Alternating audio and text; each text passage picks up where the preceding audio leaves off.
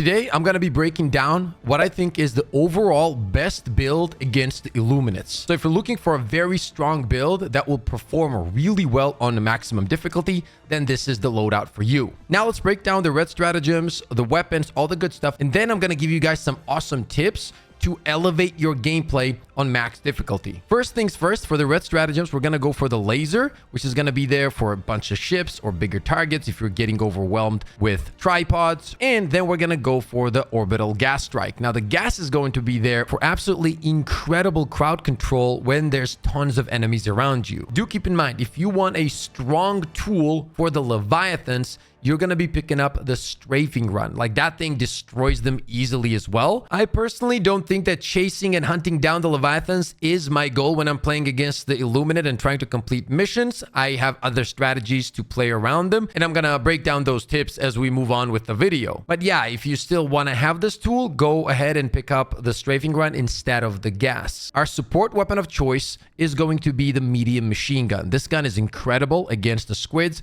It covers all the enemies. The damage is there. Ammo economy is great. Now for the backpack, I'm going to give you guys 3 options. And this is going to depend on what kind of playstyle you want. If you want to have amazing ammo economy, not worry about stims and grenades, which we're going to talk about here in a second, you're going to go for the supply pack, which in my opinion is one of the best backpacks in the game anyway. If you're looking for more damage, burning enemies, and this is also very good to burn down the meatballs, then you're gonna go for the laser rover. This is an incredible rover at the moment and is very strong due to the fire changes. And finally, if you're looking for crowd control, you are gonna go for the gas rover. So you're gonna have all of these 3 options. You can also pick up the guard dog if you want to, but I think that because of the fire changes, personally, the laser is more valuable. The fact that it can just burn down the meatballs is incredible. For the booster, this is going to depend if you're playing solo, teams, or in general, whatever your team needs you to run, go for that. The primary weapon is going to be the Eruptor. Now, I have a more in-depth build about this weapon if you want to check it out. I'm going to leave the link in the description. You're going to know all the attachments, how I like to play it, why I picked the attachments, all that kind of stuff. For the secondary, you're going to have a few options. All of the weapons that I'm going to go over here are literally going to give you the ability to take care of the enemies that are trying to get close to you. Now, the first one you can go for is the Redeemer. This has incredible ease of use. You can melt the zombies that are running at you pretty easily. The second one I like to run is the Talon. Talon is also very nice. You know, you don't have to worry about the ammo economy, medium armor pen, all that kind of stuff. And the third one is going to be the Crisper. I will say that though, Crisper has a little bit of a skill gap to it. You can't just, attack enemies that are getting close to you. You need to burn the ground and whatnot. So if you're not used to this weapon, go for the Dagger. Dagger is incredible as well right now because it puts enemies on fire. For the grenades, we're going to go for gas grenades. The crowd control is incredible. The dot damage, all that kind of stuff. It's just next level and honestly changes the pacing of the game highly once you realize how to place them and when to use them.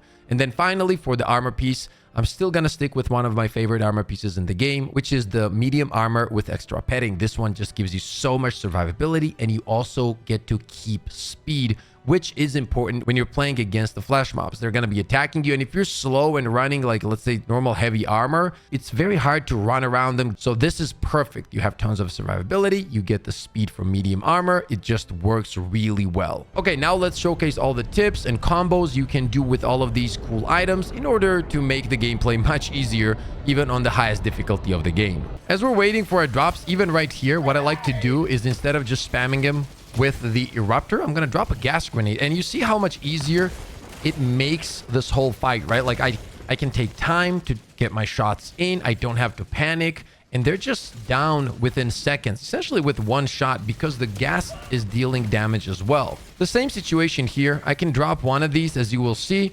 Boom, right? And all of them just get confused. Once again, look at how powerful that is. And then I can start taking shots.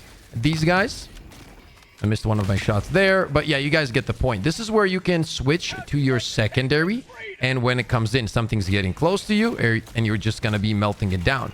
The cool thing about this whole build is that it literally covers everything, right? You don't have to worry about much. And even if this guy just summons in the reinforcements, whatever, we can just literally wait for it here. And as you saw, that whole clear, there was a bunch of overseers and whatnot, but we got it done pretty easily, right? Something's getting close. I'm going to melt him down real quick. First, what I want to do is I want to clear the guys around him just to make it easier. You know what I mean? So I'm going to take care of this guy while also dealing damage to the shield. And now I can technically focus on the weak spots. Also, do remember, as long as you're hitting those spots, they do get staggered too. So you can literally interfere and stop them from shooting. Okay? His shield is going to go away here. Once again, going to aim for that weak spot. Boom, he's done. Like super easily, you can take him out with the one and only Eruptor. Okay, now I see a meatball. So I'm going to show you guys how I like to deal with these guys. Now, you don't have to do this every time, but it does come in handy. Okay? So essentially what you want to do, you see how he's rushing me? This is where the armor size also comes in. But first I'm going to drop the gas grenade here. And as you guys can see, the gas is key, right? He's just confused, right? Like he's just moving around. Boom. Not rushing you, which gives you tons of freedom, okay? Like you don't have to stress out. He's not going to be super dangerous. Literally just roaming around and you're destroying them very easily with like 3 shots. Usually you take him out if you do drop a gas grenade. Now you can take out the overseers with your secondary as well, right? Like as long as you're just hitting him with the dagger, the fact that it puts them on fire does take him out because they burn out, which makes this a very, very unique weapon and a very cool weapon at that. So for example, let's say your dagger is on cooldown, right? Your weapons, everything, you don't have ammo. What I like to do is I'm just going to start moving this way, kind of run away from them and drop the gas grenade under me and then dive forward. So they're essentially just walking into it. And this will give you a few seconds to get your reloads, all the good stuff, even if it's just the machine gun reload, right? Like you have so much time to do this because the gas is slowing everything down. And that is why I think precisely gas really benefits this whole playstyle here, this whole build. Now, if we have a lot of overseers and we don't have, let's say, the gas grenades, that's when the gas orbital comes in. I'm just going to throw that in there. I'm not going to bait him just yet, right? Because I want to kind of make them walk into it. But since the ship is repositioning, I'm going to time that. It's still going to hit him, though.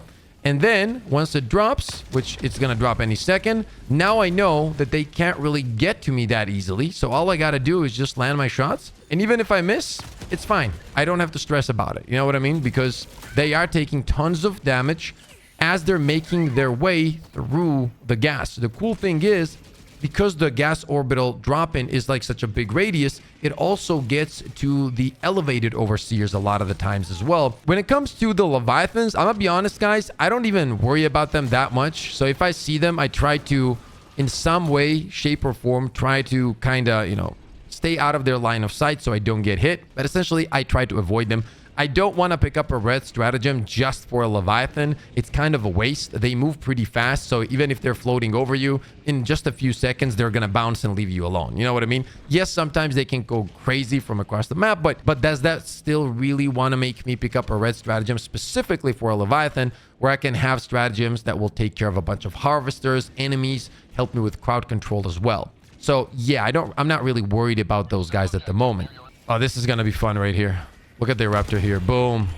15. That's insane, dude. That's actually wild how good the Eruptor can be. Now, before we talk about the medium machine gun and how I like to utilize it in this build, let's talk about how we destroy ships, because this is where the Eruptor comes in and where it's super effective. Literally like 2 shots on the ship, and after that, it's a GG, right? Like it's so easy that it also gives you the ability to not worry about them in terms of picking up red stratagems specifically for the ships. Now, when it comes to the machine gun, I like to use it for a few things. It's for these guys, which is the meatballs, and then also for the harvesters as well. If you really want to melt these guys down fast, what I like to do is throw 1 gas grenade at them, and that dot damage kicks in. They're confused as well, which makes it safer for me to worry about those guys. I'm going to quickly take out this guy. And then you can literally just start blasting these guys with your medium machine gun. And since the fire rate is high and the damage is really nice as well, they do get blasted pretty quickly, okay?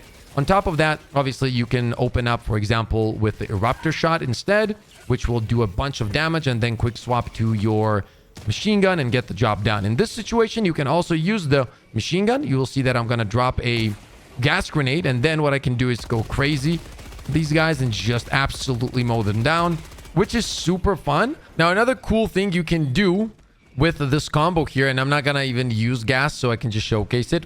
And when I mean combo, I mean Eruptor and the machine gun, is you're gonna take the first initial shot with the Eruptor, which deals a lot of damage, and then you can quick swap to your machine gun as well. So once again, let me get the reload. This guy's running at us. Boom, I can take a shot here. Then I'm gonna break his ankles real quick. Boom, just like that. And now I can switch to the machine gun and start dealing tons of damage. And because the Eruptor got the first shot in and dealt so much damage, it makes it much easier for the machine gun to get those kills, which is a very cool combo you can use to melt them down a little bit faster. And especially if you're trying to conserve the ammo on both of these weapons, it really does help. But then again, with this build, we have the support backpack right now, so you don't have to necessarily worry about that.